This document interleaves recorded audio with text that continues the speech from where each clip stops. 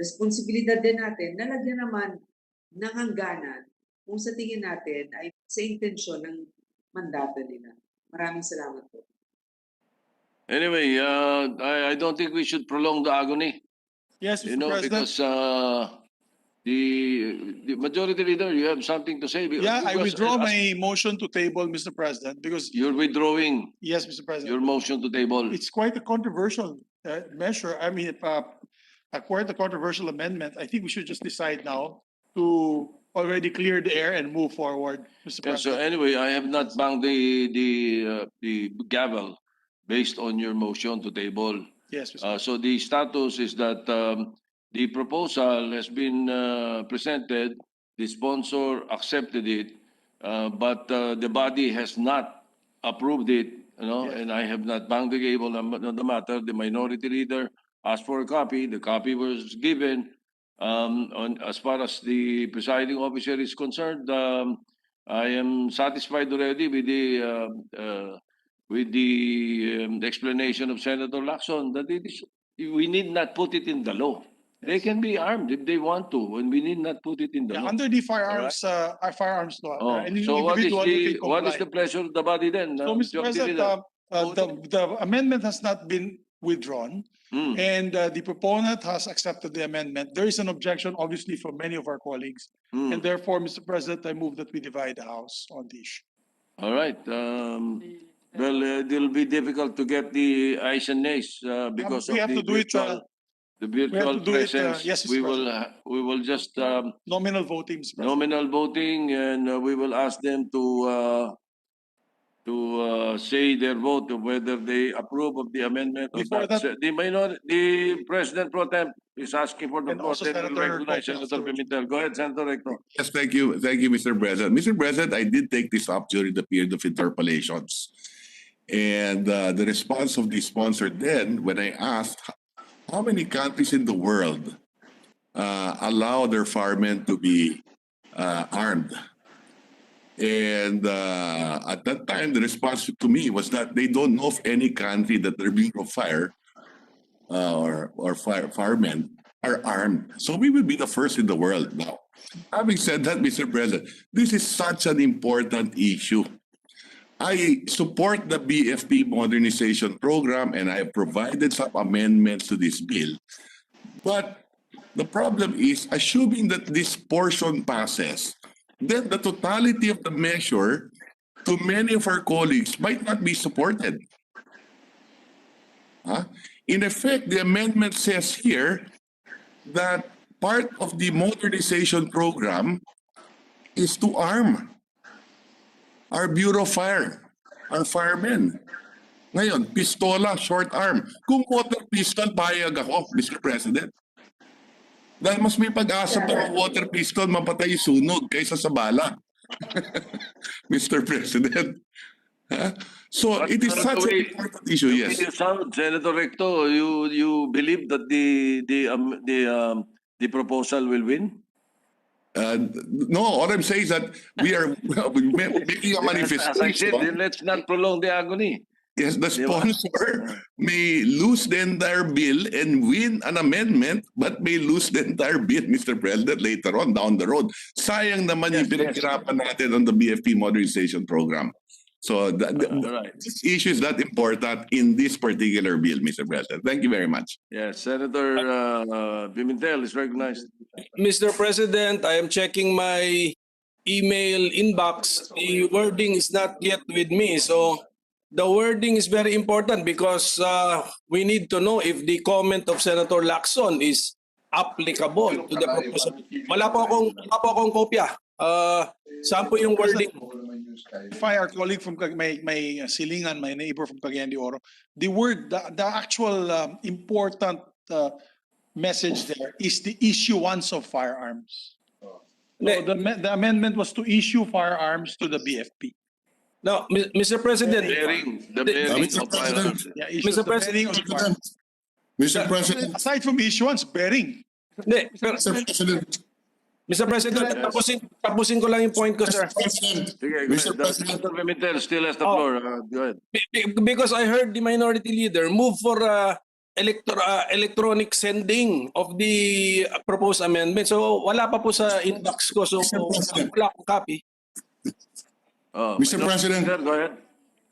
I am withdrawing that request and I am raising an objection to the amendment and therefore move for the division of the House. That is shortening the agony. Mr. President, So Senator De La Rosa, go ahead. yes, Mr. President, before we divide the House, hoping that I can still get at least additional votes, I just would like to react to the statement of the Senate pro tempore, Senator Ralph Recto. Yes, I said that wala pa kaming narinig na ibang bansa na inarmasan yung fire department nila. But I just would like to correct that statement, Mr. President, because mabilis mag-research yung mga tao ng yung mga staff ng proponent natin ng itong amendment na ito. And na-find out natin, Mr. President, na in the United States, several states such as Georgia, Kansas, Ohio, and New York have passed legislation to allow firefighters to carry concealed weapons on duty. Texas is the most recent state to move in this direction.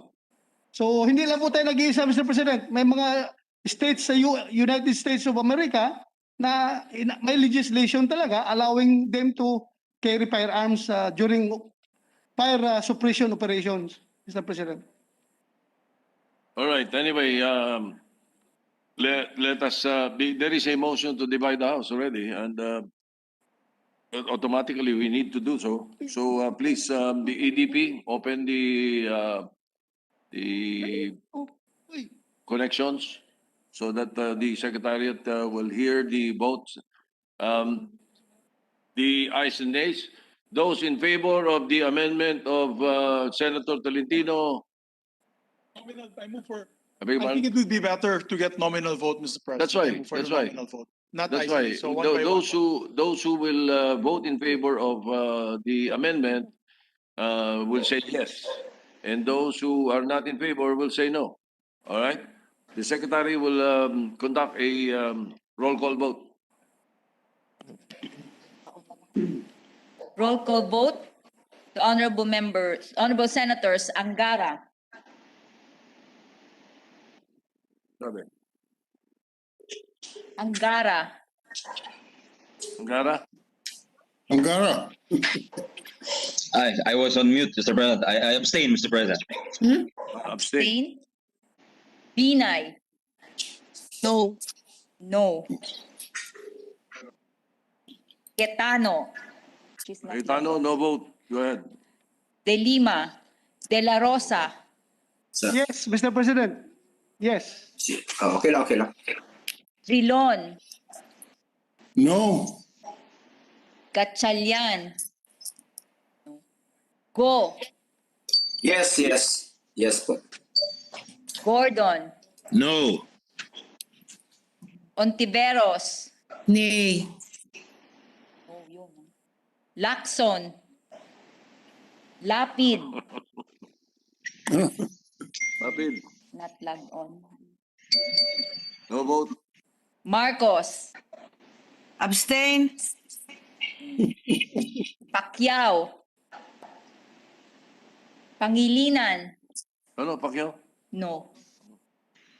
No. Pangilinan, No. No. Pimentel III, Senator Pimentel. No vote. Poe, No. No. Not- He did not vote. he did not vote. No. Who? Recto, No. Revilla Jr., Tolentino, yes. Si Cayetano. Pia Cayetano. Senator Cayetano. What is your vote? No. No. Tolentino, no. Villanueva. No, Mr. President. Oh, sorry. Tolentino, yes. Villanueva, no. Again, no, Mr. President.